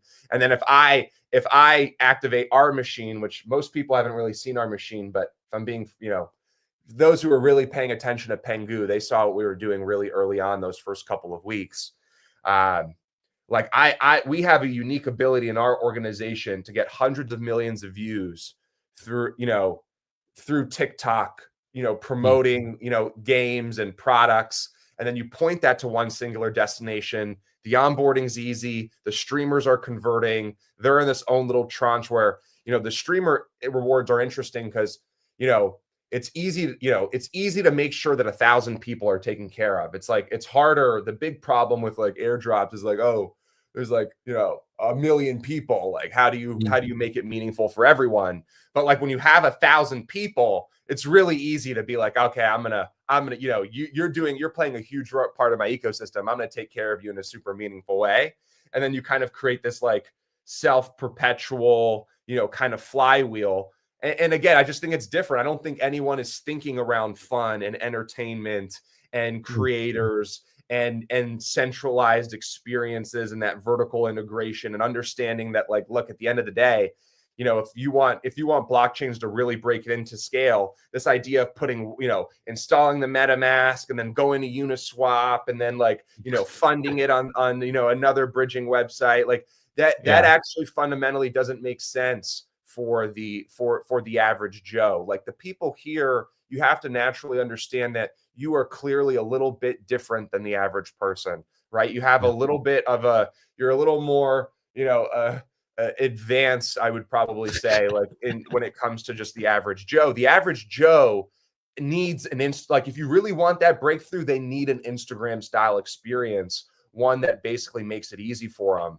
And that's really our objective. And I think, if you can, and so the pieces go together where it's like, hey, if I have the best 0 to 1 in crypto, right, and I have the most fun ecosystem in crypto, and you guys know our marketing prowess, and you tie them all together, it's like, oh shit, there's actually a system here and a flywheel that, like, if this thing really gets greased and starts flying, could be one of the most incredible things that we've seen. Now, granted, we have a lot of things that we still need to do, right? There was a lot of, over the last couple of weeks, we've just been fixing and making it better. It's going to get here pretty soon that I think we're going to launch a couple killer features. And I think all of the little bumps and kinks on the road will be fixed. And once that happens, I told the team, the ball's in my court. Then it's time for me to grease the wheels. And what does it look like to get big streamers in here, to create, crypto style events, the likes of which of like Fortnite and Travis Scott, and bring everyone into our ecosystem. And once you're in, right, and once you're depositing money, it's so easy to go 10 different places, right? It's once you're in AGW, once you're in that portal, it's easy for you to tip a streamer. It's easy for you to trade. It's easy for you to go participate in an app. And I'm at scale. It's like, okay, what are the most meaningful metrics that change? Well, everyone thinks like TVL and TPS. Like, you don't understand, like, those are so easily gamed. TVL, you can do a backdoor deal with somebody, some ancient whale, for some tokens to go put monster TVL. That's what everyone does. TPS, you can just get the machines going and, like, farmers are making the TPS and they're doing their thing. Like, but what matters really, right? What matters really is like timeline virality. What matters really is app revenue and how much money the apps are making. The top apps on Abstract are printing cash, right? Like, they're already up there with some of the best apps on EVM in terms of some of the money that they're making. Retention, right? How many people are coming back and how much time are they spending? These are actually the metrics that I'm mattering for. Like everyone, was trying to be like, oh, TVL. And I actually get the TVL thing a little bit because consciously, building a chain is about making, you want to be on a new chain if there's money to be made, right? Like, that's why most people go on a new chains. And so low TVL, the one thing I didn't forecast in that whole equation, because I started this and I was like, I don't give a shit about TVL, right? Like, because I want to know what actually real size is on my chain. Because once you start gamifying it, you actually don't know the real size, right? So you actually don't know what is real capital and what isn't. But I do understand the mental barrier it's created for people, which is like, oh, can a runner really go past 50 million on Abstract if the TVL is 50 million, right? And it creates like a mental handicap, which is like, I guess that's why people have been doing those deals and gaming it. And I didn't really see it that way initially, but that's the ramble. I'm going to hand it off back to you guys. No, that's super interesting, man. I take a lot of your points, and I think a lot of that makes sense in terms of focusing on the experiential stuff. I want to hand over to Brad because I saw him like super interested on the product side. He's going to ask a couple of things on the product, but just to check in on timing, Luca, if you're able to run over maybe 10 minutes or so, we'd initially scheduled for 30, but already 26 minutes past the hour. So if you've got a bit more time, let us know. Otherwise, I'm good for the whole hour. I'm good. Good. Okay, cool. So we'll go for at least another 20 or so because Brett, I know Brett's got a bunch of questions. Legendary will have a couple too. So Brett, take it away. Yeah, I'll try to keep it succinct. You alluded to some stuff. So I like just to reframe it for some people in the audience, right? You said AGW, like what that stands for is your Abstract Global Wallet, and you're so used to it because you're already launched and you're dealing with it now. But I think for the audience to know what that represents and why that is a meaningful differentiator for your chain, right? Like if assuming these people listening now are crypto native, right? If you're interacting on a lot of these L2s, you would note that like there's some things that we'll call have been headwinds for adoption or user experience or just broadly interacting with these chains, right? So Abstract Global Wallet has like native account abstraction at the chain level, right? So like the chain itself means instead of coming in and having your normal wallet, which has a private key that you hold in your hand, it's account abstraction, which means, you know, your where your assets are held is an actual smart contract for everyone. Like that's done at default. And you have some social sign-in stuff that's enabled by Privy, which obviously has popularized the social sign-in element across most chains these days. So people might be familiar with it, but the fact that it's native to the chain kind of gives you guys a little bit of a level up. And then it enables stuff like removal of like the approval like function, right? Which people have criticized pretty heavily recently, right? You have to approve something and then you swap it. It's just something native to the EVM. EVM being like Ethereum base, most traditional networks in the Ethereum ecosystem, and then stuff like session keys, which allows for, you know, giving this contract certain permissions for a certain window, right? Like gaming sessions is probably the most analogous thing for a lot of people, right? You join a gaming session, you have something that pops up, you're doing something for a window, and then it goes away, right? And you want to be able to have something that has permissions to act on your behalf for that window. Maybe you can just expand a little bit on like why that was such an important feature for you guys to enable on the chain itself. Well, it's both a catch-22 because on one side it enables that experience. Like when you upvote, like you're making a transaction, right? Like there's like things like maybe when you have an account, like maybe like there's little things that make the experience so exciting because like maybe I open up follows and subscriptions on Abstract, right? For the streamers and for all users. And maybe I can program it so that every time somebody follows you, you get $1, you know, and there's nothing, you just click, right? And it's like, oh yeah, then everyone's gonna be like, oh, come follow me on Abstract, right? And you go make $1 a follow. And it's like, it just enables a whole different type of experience. Like the upvote thing is one of the things, like, it sounds so stupid, but like I actually is one of the great, I've never seen an experience like that. You're telling me an upvote is a transaction on chain, right? Like, that's like and then like, what does that all enable? And then it goes to like, oh, what if I can make it so that like every follow and maybe like I'll let you like make your own tweets there. And then like every like you get is like 5 cents, you know? And like, what does it actually enable? Because really what it is, like, there's a lot of social features that need to be built into that portal, right? Because people are clamoring for it because it's like, the streaming falls really short without it. And so you got to build on top of it a little bit. And so, and then you come down to like the 0 to 1, which is, from our perspective, like I just believe in that, like at scale for consumer adoption, I just believe in that email flow. I believe in, it feeling like a create an account experience, right? Like it just has to feel like that because that's what we're accustomed to. That's what humans right now trust, right? It's just like email code, right? And just building it into like, a lot of the handicaps in crypto and a lot of the problems that I'm bringing up are actually on a wallet level, right? So like a lot of people are not, have kind of misguided that as just like that experience. But I actually think like the wallet and this experience should be one and the same. So I think it's, you know, to answer your question simply, it's like all of the features that I think it unlocks and all of the new behavioral patterns and things that I think you can do now because of it. And then you pair it with just, I think, just a simply better experience. Now, mind you, there's cons to it, right? So I was talking to the team and I was like, I don't want to put 100 ETH on this, right? Like something about it is not clicking, right? And that was like feedback that I think other people experience is like, you know, I can put maybe 20, but like me putting real size, you know, into this new thing, even me as like one of the founders, like makes me feel uncomfortable. So these are the things that I think we're addressing and fixing internally is like why do I feel uncomfortable? Why won't I? Right. And there's a lot of education that needs to be done. And there's naturally Achilles heels with that process.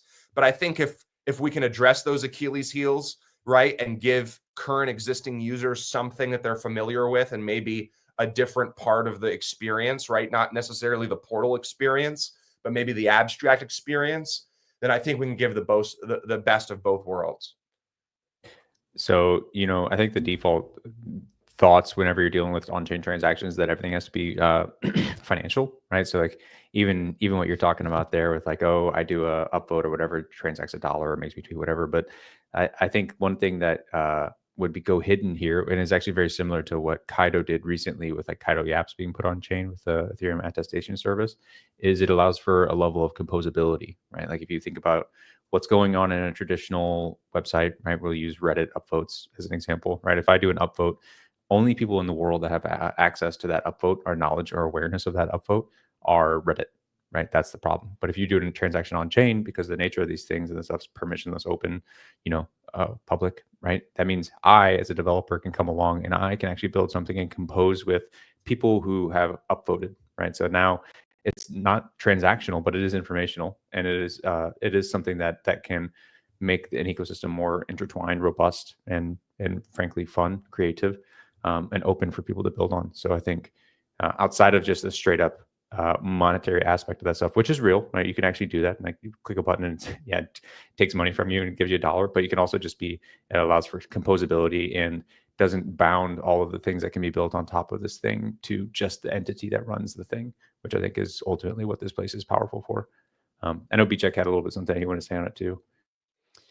Yeah, I was just going to say, I completely agree on the wallet question. That one of my reflections recently has been, I wonder whether or to what extent is the reason why Solana has been so successful in the last cycle purely been because of Phantom, or purely been because of that user experience that Phantom enables. Like, yes, okay, there's no approvals and that makes it faster, but when you compare that with MetaMask, or you try to go once you start using Solana more and then you try to go back, it's really, really challenging. So I think that makes sense. But my maybe extension of that question was, given that you're so focused on the consumer, and the consumers increasingly are on mobile. So I think definitely on the web, it's super important for there to be this better wallet experience, because that has not been good up to this point.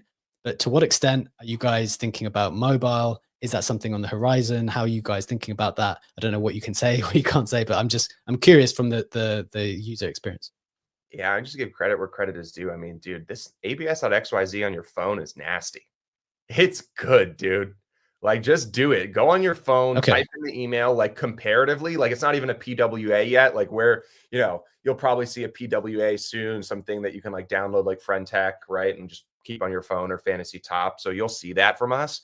But if you just go to it right now, I think you'd be hard pressed to find, again, like the experience works, and it works pretty flawlessly, and it's smooth and it's clean, and it's, you know, again, there's a lot of things, you know, we got some bad beats these last couple of weeks, but I think if you really look at it for what it is, you know, even the hack a couple of days ago, it just felt like you would have thought we got hacked for $100 million, and it wasn't even us. It was a third party, and it wasn't even, you know, we have to be on the portal. You got to be doxxed. You got to have passed multiple security audits. Like the fluke and how that happened was like literally just like negligence. Like you just got to call it like, just, you know, you can't 10 out of 10 times, or, you know, we'll call it 8 to 9 out of 10 times.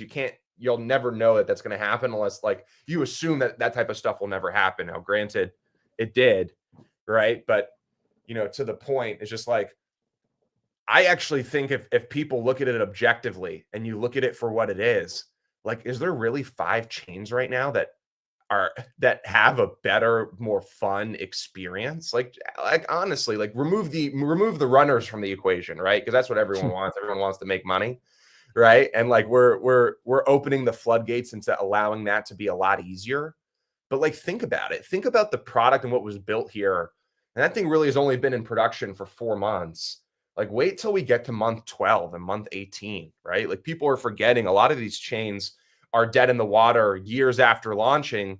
And the ones that have succeeded, took years to succeed, right? And I think the path that we're on, the trajectory that we're on in terms of like from a product build, from an ecosystem build, from a community build, I think we're just eons ahead of a lot of people. Now, granted, we were on a crazy hype train and we missed expectations, and I'll take that on the chin. That's on my chest.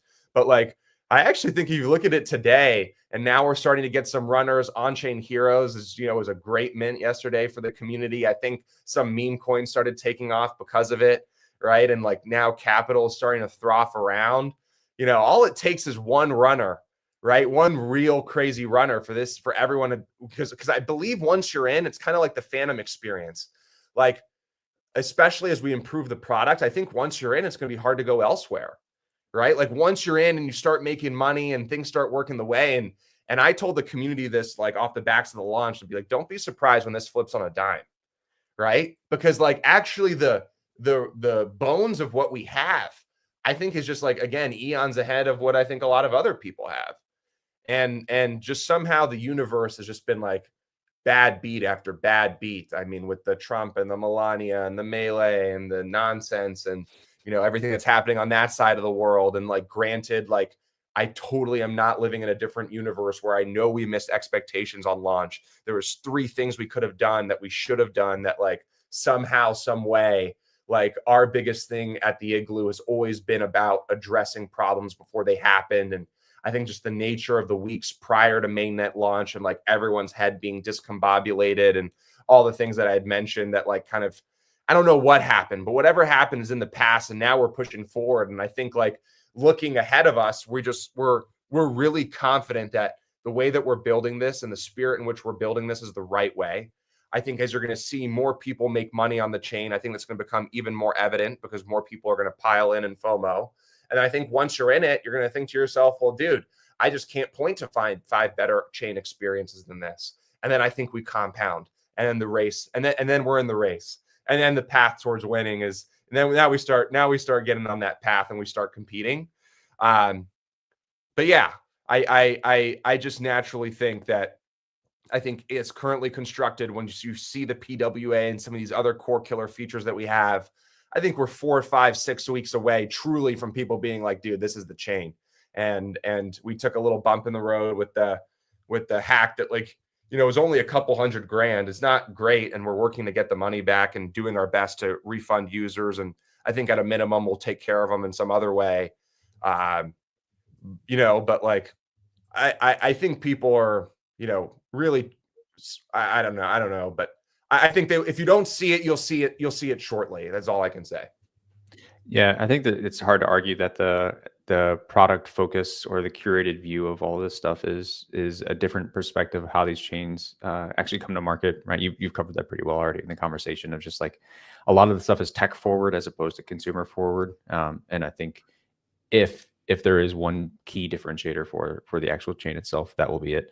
You actually already touched on some of the things I wanted to bring up. We actually covered the exploit the other day, and as you pointed out, right, like there's nothing that the abstract chain or global wallet or anything could have done to prevent it, right? It was negligence, as you said, on the hand of the actual app creator, right? They exposed some private keys that were not meant to be exposed to everyone, right? They didn't follow best practices. You could have audited that stuff, but that's all stuff that unless they expose that stuff 100% of the time, like 100% of their stack, which some of that stuff might be proprietary to your guys' actual team or the audit firm, like that stuff's not going to get caught. So like it's unfortunate, but it is isolated or should be isolated to just the implementation of that specific team. And it's good to hear that you're going down the path of refunds. We had some people that are asking questions about that. So, I don't know if that's 100% or you said doing it in other ways, but we gotta get the money back because I think the precedent is like I can't set the precedent that like Right. once you open up that Pandora's box, it becomes crazy. Right. But I can tell we have Seal 911 on it. You know, we think we actually, this guy's not doxxed, like he's not findable. So that's great, right? Nice. The money hasn't moved, and I think we're making progress into who this person is. And once you have that, I mean, you basically have them in a corner. And I think that will come sooner rather than later.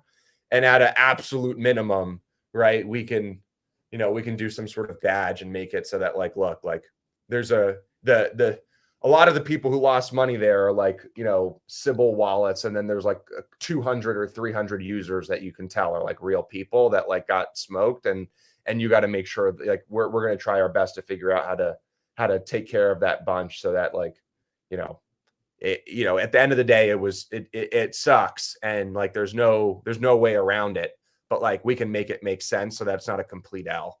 Right. But like the precedent of, you know, once you open up the Pandora's box, if we don't get the money back, right, from the guy directly, which I think we actually will, I think the probability increases by the day. Then like there's a real precedent there. Cause like we did our like due diligence on like what happened.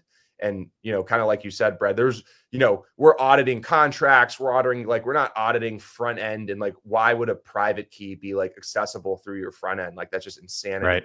You know, right. That's 101 stuff, right?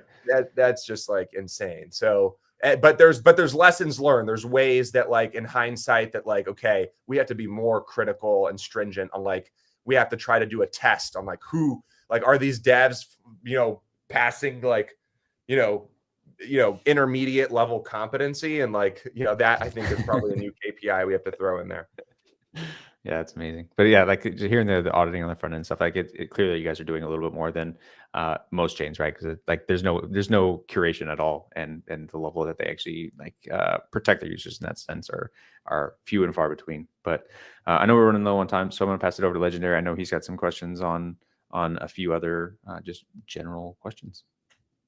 Yeah, I gotta say, I got a bit of FOMO first when I heard there might be a badge in play that I can't get because I didn't get hacked. I wanted to double down on something you said before. You said, you know, and that's also what Overarch said in the YouTube comments, insane self-awareness. Not many founders have that. You reflected on the launch. You said that there were like 3 things that you could have done in a different way. Can you speak to 1 or 2 of those? What, in hindsight, you would have approached differently for the launch? Yeah, the most obvious one was like somehow, some way, right? Like we kind of rushed to launch because I knew the ecosystem apps like wanted us to launch, right? But like on day 1, there was like 2 guys who were deployed. So once you got through all like the bugs and the kinks, right, there was nothing to do. So the hub of fun, the consumer chain, the place for you to participate in discretionary spending is like, there was nothing to do. And like, that was the case for probably the first week. That was the easiest thing to address ahead of time. The second one was like understanding, and we had brought this up many times. I think if we would have been a little more in tune with like how we've been building this for the last couple of years, we would have just realized that like people plugging in and having access to their existing setup, right? Like we ultimately didn't, there's a natural handicap to runners to run until we can open up the floodgates for people like me with 100 ETH on my MetaMask who want to come in and participate, right? Like there will naturally be a handicap there. Thankfully, that's a really easy problem to fix relatively, right? Like you just, at some point, you just have to have a lander and an experience that is like the same as like Base and Blast and everything else, which is like, you know, connect your wallet, plug in, do whatever you need to do. Here's third-party discovery. Here's your third-party DEX. Like you don't need to go use Portal. And if you don't believe in that consolidated experience, you can continue in the way that you've been doing things. I will tell you though, knowing having all the conversations I had, Phantom, all these guys are going in this direction. This AGW setup, like this is not just us. Like you're going to see a lot of big companies go and move into, I think, this type of experience. So that would be the second one. That would probably be the second easiest one to fix. And the third one's really not our fault, right? The third one is like RPCs and data indexing was all wonky the first 48 hours. But like, you know, when you run it through testnet and you're talking to all these third-party providers and you're telling them this is going to be big, like there's going to be tons of people in, scale it up max, and like they don't. Right? Like, you know, those are just like, I think just growing pains with like having a hype launch and just like some people not fully having their ducks in a row. And, you know, 8 out of 10 times it probably goes the way it goes, right? So, but I think the two big problems was like, okay, allowing people to plug in with their existing setup and not forcing the entire chain experience through AGW, or at least that's how it felt, right? Even though that's not necessarily true. Like you can still use Abstract without going to Portal. You just got to, be a slightly more intuitive in the next place, right? And then ecosystem was like the easiest one, which was like, oh shit, like we should have really, we did a sweep. And I remember doing this sweep 2 days before launch.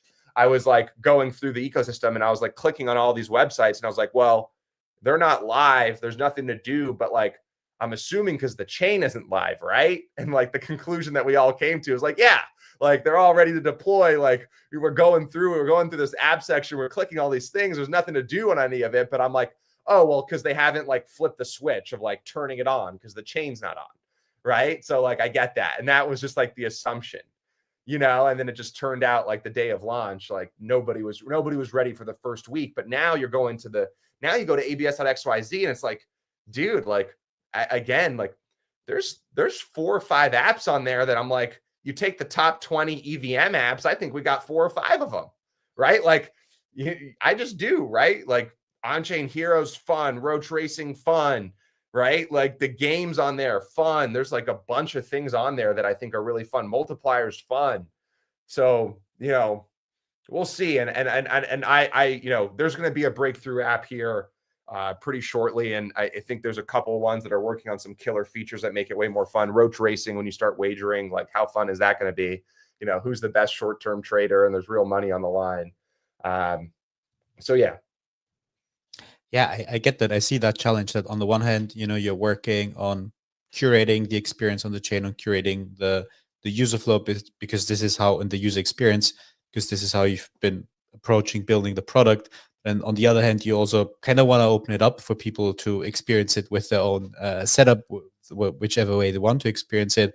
And I can imagine it's like kind of hard to strike that balance. But going maybe on the more positive note, because we did have like quite some grilling and challenging questions. What are some of the things that you've been really enjoying to see on Abstract? I mean, you quickly mentioned mobile experience is something you already like at this point, even though the PWA isn't live yet. But what are some of the other things? Maybe also things that you didn't expect to happen on chain that you are quite proud of and quite happy with. I think the interface and the experience, like I really believe that's where the value is going to be accrued. And if you don't believe me, just look at the LLM race. I think the LLM race and the blockchain race is very, very similar. And like, why is ChatGPT accruing the most value right now? Is because it has the best consumer experience, right? Like it owns that consumer behavior, right? And so if LLMs all do the same thing and give you some version within 99% degree of the same answer, right? Like where is the moat, right? The moat is in the experience. It's in the interface, right? It's in the wrapper, they call it in LLM land. Well, like all blockchains are going to do the same thing. They're going to send transactions from one destination to another quickly, right? Like they will all do that. And they will all do that within 99% degree of separation, I think, within a couple of years. And they're already kind of there. I'm just saying a couple of years because I think you really won't be able to delineate and understand the difference between the chain, in a couple of years. And so like, where's the value? It's in that experience. It's in that brand. It's in that wrapper and that interface. And I think I'm really proud of what those guys were able to accomplish there. The smoothness on desktop and mobile, I think, is bar none. I think I've really liked to see some streamers step it up. I think you've probably got 70% of the streamers are kind of like, tapping into a childhood dream to like be like the next Logan Paul and Jake Paul. And they're in there, but there's like 35% of them that are really getting the memo, right? And are really making content around these apps and the growth of these apps. And then like the relationship with the content creator and the streamer and the bumps they're getting when some of the big streamers on the platform are, using the apps, like it's really meaningful. And so that's working. You're not seeing it maybe the way like off the backs of a crazy hype train. And I had like every crypto influencer and their mom signed up and I was going to have the biggest guys on it. And so I guess like we stunk the bed a little bit so guys aren't FOMOing in, but they will, right? Because like, again, all it needs is everyday progress and just compound. And eventually, you know, there's going to be that killer feature in one of the existing apps, maybe a killer feature on the portal, or maybe an on-chain runner or something that everyone piles in. And then I think the flywheel, just the potential for this just gets more and more meaningful as more and more people come in, because it's like they all kind of help each other. And so I've been really fascinated to see that. You know, I'll probably take like the pessimist side in terms of like what I'm like, I thought, all things considered, that we wouldn't get the bad beat that we did. Like, I thought, like, there's just been something in the air in this market for the last 4 or 5 weeks. And I'm not going to play victim by any means, but I just thought we got way worse of a bad beat than I thought like we should have. And like the surprising part was just like the lack of runners. Like, that really confused me. I was like, dude, this is not just bad. Like, for a while there, like, it's starting to pick up some serious momentum now, but like, for the first couple of weeks, man, it was a stink show, right? Like, we've stinking up the joint in terms of on-chain runners, right? And like that was shocking to me, but it really wasn't once I started being honest with myself as to like, well, you know, I have 100 ETH on a MetaMask, and you know, I'm the type of guy that like, I'm a little bit of a fool. They make fun of me internally because I'm spending my money on all of our shit. You know what I mean? I'm like, you know, I'm willing to do it. I'm willing to lose the money or make whatever, but I just don't even want to put it in, you know? So then I started to look internally in my behavior as to like, why did I not put my 100 ETH over onto the chain? Right. And then I started to realize the problems, but I guess I was a little shocked, or, you know, the on-chain momentum, I think, was a little bit of a doozy for me because I didn't think it would be that bad. But again, like, the beauty of the way that we launched was all you can do is at that, you know, off the backs of that launch, all you can do is go up. It can only get better. And even now, it can only get real, like, you know, knock on wood, like, minus like some sort of catastrophe, which like, I think people underestimate how much of a goat Saigar and all these guys are. I mean, these guys are beasts, really putting in a true 16-hour shift, and have been doing it for the last couple of weeks. You know, because they care so much, and they want to win, and they want this to succeed. But like, it really can only get better here, right? Like, I think. And so I think that's the beauty of it, is I think for the last couple of weeks, we've really been, you know, the underdogs, and the back is against the wall. But I think this is where we thrive, and ultimately how you know, when abstract is what I know it's going to be, you know, it's going to be a beautiful moment to reflect on, like, you know, the launch in these last couple of weeks is like a moment that helped make the product better, that helped make the experience better, that ultimately got us to where I know this is going to go. Really appreciate the honesty and the insights on that. Look, we've been going for almost an hour with this. We've been mostly focusing on abstract, but I have to ask a question. Obviously, we have quite a few penguins with us in the audience. Bchek and I are penguins myself. How are you currently thinking about both the NFT side of things, the Pengu token, and also as a founder, how are you like kind of splitting your attention between your thoughts on the token, your thoughts on the NFT collection? Obviously, you still have the toy business, which is massive and running, and now the L2 with abstract. Yeah, it's a great question. And so the history of Pudgy, unbeknownst to most, is like, there's been many times in our journey where like we talk to ourselves, and I'll go to my partners and I'll be like, everything's going right for us right now. Like, you know, like, it is just compounding. Like, you know, we'll do something, and then like Kai Cenat will stream like penguins. I was like, I didn't even plan that, you know? And like, and it'll just compound and just be like, oh, dude, the universe is on our side.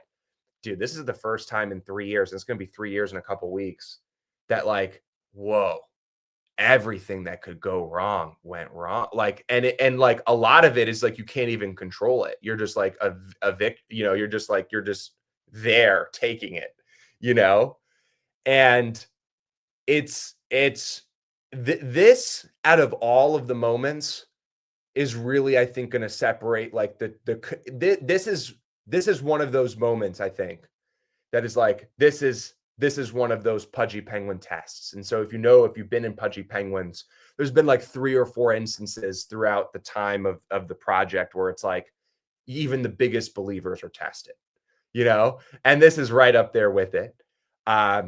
You know, I can take some accountability and say that, like, I think our communication with Abstract and how I see them tying in together and like those expectations, I totally take that on the chin, and that's on us.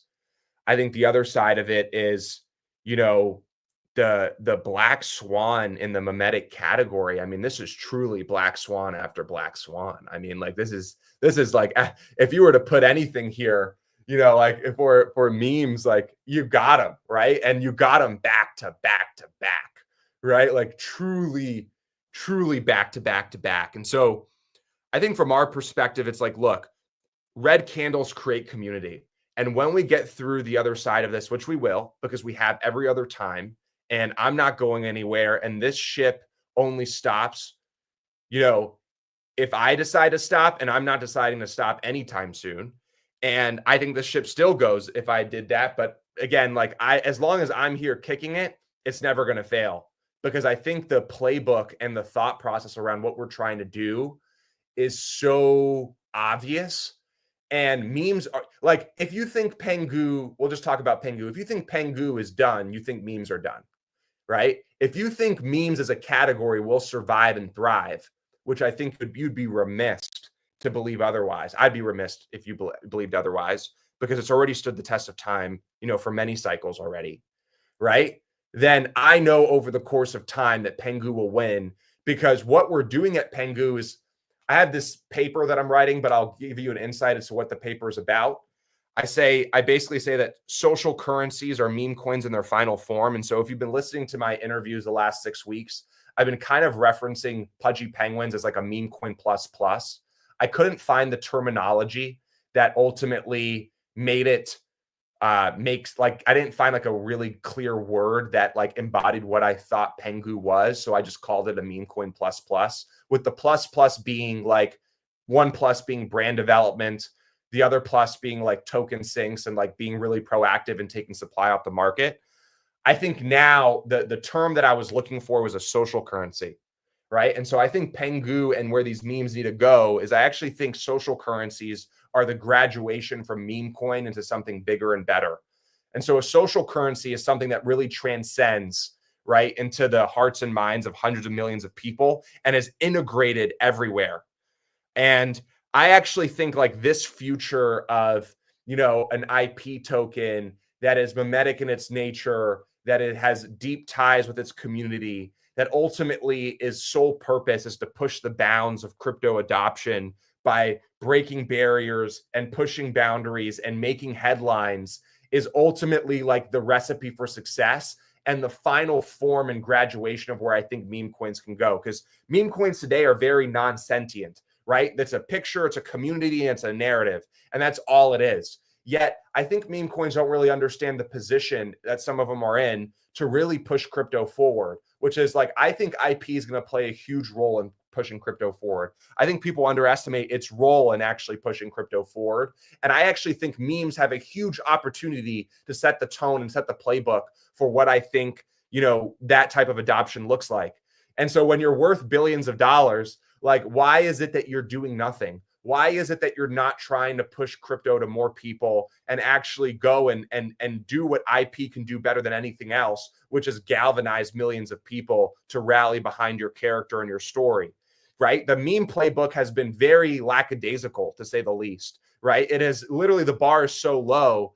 And I actually believe that the playbook that we're going to set over at Pudgy Penguins and with Pengu is, I think we're going to reinvent how people look at meme coins. And I think we're going to add a lot of credibility to what a meme coin can be, the same way that I think we added a lot of credibility to the NFT. And how do they marry? I think the NFT at the end of the day is like the nucleus of the ecosystem, right? Like the NFT will always be a part of everything that we do. It's that tribalism. It's that identity layer. I mean, don't even take my word for it, but like, you know, I'm in the business of supporting the NFT to the maximum of my ability and rewarding them to the maximum of my ability. And look at Pengu. Like, Pengu was generous for the entire space, but one of the reasons why we did the tokenomics the way that we did, and I know some people are resentful that, you know, we gave a lot of Pengu to other people that weren't in the ecosystem. I just don't believe Pengu could be what it's ultimately going to be if it was just everyone cashing out Pudgy Penguin holders. Like, what a bad story that is. So like, granted, like I understand tokens, like I'm in the business of them going up and to the right, like elephant in the room. I'm not negligent of that, right? Like I know that's what that is to some certain extent, right? I'm the king of the castle when it's going up, and I failed and I blew it up when it was going down, right? Like that's just the nature of the beast. Now I can't get lost in that short-term noise, but at a certain extent, like I wanted to take care of Pudgy Penguin holders to the best of my ability, right? But you can't go give 25% of the supply. Who's bidding that token? You're just cashing out Pudgy Penguin holders. There's no story to tell. But when we gave the tokens to everyone, it was like, well, everyone's getting cashed out, right? And so it's not just this like one-sided relationship where like, you know, if this was just Pudgy Penguin token and that was the all and be all, I believed, right, that it ultimately would have fallen short because it would have just been like a thing that, you know, at the end of the day, like regardless of where Pengu is now, when it starts going up, because I believe it will, right? Everyone has some sort of like a, like they had a piece of it, whether they have it now, like they're not like, oh, we still took care of everyone, you know, and that will never go away. And that I think will pay huge dividends over the course of time. And so that's the role of Pengu. The Pudgy Penguin NFT is the nucleus. You know, we really took care of them. We will continue to take care of them, right? Like that is the identity layer. Everyone who's wearing a Pudgy Penguin PFP is proliferating the Pudgy Penguin brand. And you guys are our affiliates. You're our community members. You're our marketers. And I'm in the business of taking care of you guys until the wheels fall off. And then, you know, the abstract tie into all of it is, you know, a social currency. And you're kind of seeing this with streams. Like, I actually think there's a lot of ways that you're going to see us. You know, I'm one of the big things I've addressed over the last couple of weeks. And again, back to the universal alignment, and I'll stop rambling here soon. But, you know, everyone was like, Pengu's down. I was like, dude, can you show me a thing in this category that is like, okay, I get it. We're down 75%, right? Well, and like every other meme is down 60% or 65%, or maybe down a little bit worse than the next person. But like this whole category got smashed.